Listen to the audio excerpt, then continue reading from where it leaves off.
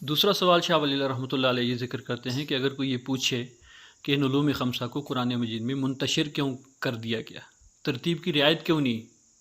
مثلا یہ ترتیب ہوتی، سب سے پہلے ایک باب ہوتا جس کا نام ہوتا باب الاحکام، اس میں اللہ تعالیٰ سارے احکامات، پہلے نماز، پھر روزہ، پھر حج، پھر زکوٰۃ ذکر کر دیتے۔ پھر دوسرا باب ہوتا جس کا عنوان ہوتا ہے علم المخاصمہ، پھر اس میں پہلے مشرکین، پھر یہود، پھر نصارہ، پھر منافقین سے بحث کر دی جاتی ہے، ان کے دلائل ذکر کیے جاتے ہیں، ان کے جوابات دی جاتے ہیں، ان کے اشکالات ذکر ہوتے ہیں، پھر ان کے جوابات ہوتے ہیں۔ یہ بحث ختم ہوتی ہے، اس کے بعد تذکیر بآلاء اللہ آ جاتا، پھر اس کے بعد تذکیر بایام اللہ آ جاتا، پھر اس کے بعد تذکیر بالموت وما بعد الموت۔ اس طرح سے 5 باب ہوتے ہیں قرآن کریم کے، اور ہر باب میں اس کے متعلقہ مضمون ذکر کر دیا جاتا ہے، ایک مرتب اور مدون کتاب بھی بن جاتی ہے، اور اس میں آسانی بھی ہوتی۔ تو قرآن کریم ایسے کیوں نہیں ہے؟ شاہ صاحب کہتے ہیں کہ اس کے جواب میں ہم یہ کہتے ہیں کہ اگرچہ اللہ تعالیٰ کی قدرت تمام ممکنات پر حاوی ہے، اللہ کے لیے کوئی مشکل نہیں ہے کہ اللہ تعالیٰ اس طرح سے بنا دیتے اس کتاب کو۔ اس قسم کے امور کی بنا حکمت اور مصلحت پر ہے۔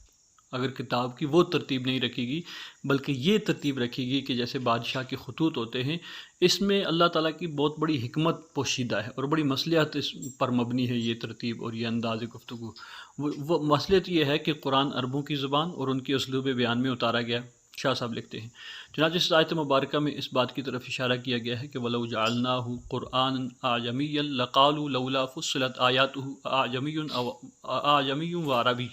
اگر ہم اسے اجمی قرآن بناتے تو ضرور وہ کہتے کہ اس کی آیتیں کھول کر کیوں بیان نہیں کی گئی۔ کیا اجمی اور عربی برابر ہیں؟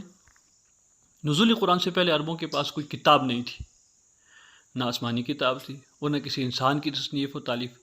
مضامین کی ترتیب سے اور مصنفین کے اختراع سے عرب بالکل ناآشنا تھے، ناواقف تھے۔ اگر تمہیں کوئی شک ہو تو شاہ صاحب کہتے ہیں محترمین کے شعراء کے قصائد پڑھ لیں، آپ علیہ السلام کے جو خطوط ہیں، حضرت عمر فاروق رضی اللہ تعالیٰ عنہ کے جو خطوط ہیں، انہیں آپ پڑھ لیں تو آپ کو اندازہ ہو جائے گا کہ جو عربی لوگ ہیں وہ اس خاص انداز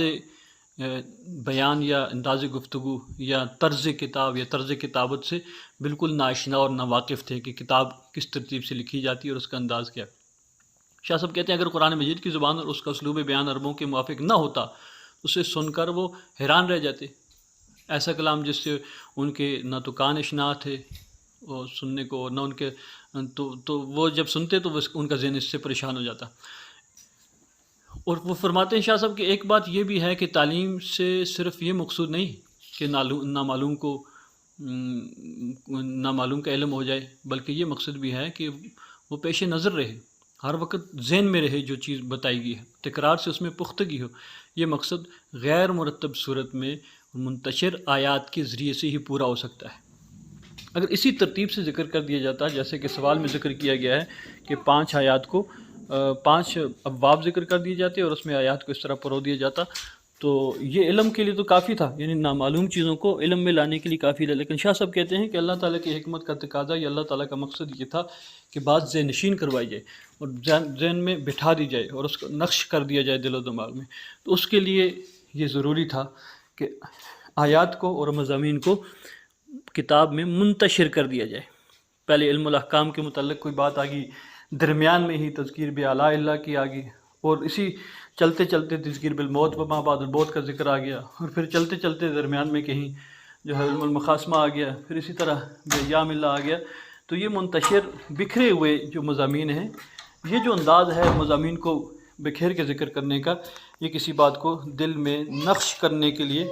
بہترین انداز ہے اور ایک اچھا اسلوب ہے۔ گویا یہاں بھی شاہ صاحب رحمہ اللہ تعالیٰ یہ ذکر کرنا چاہتے ہیں کہ جو مکتوبات کا طرز ہے، جو خطوط کا طرز ہے، یہ عرب لوگوں کے لیے بھی اور ساری دنیا کے انسان کے لیے زیادہ مؤثر ہے بات کے ذہن نشین یا دل میں نقش ہونے کے بنسبت اس کے کہ اس کو کسی خاص ترتیب میں پرو دیا جاتا۔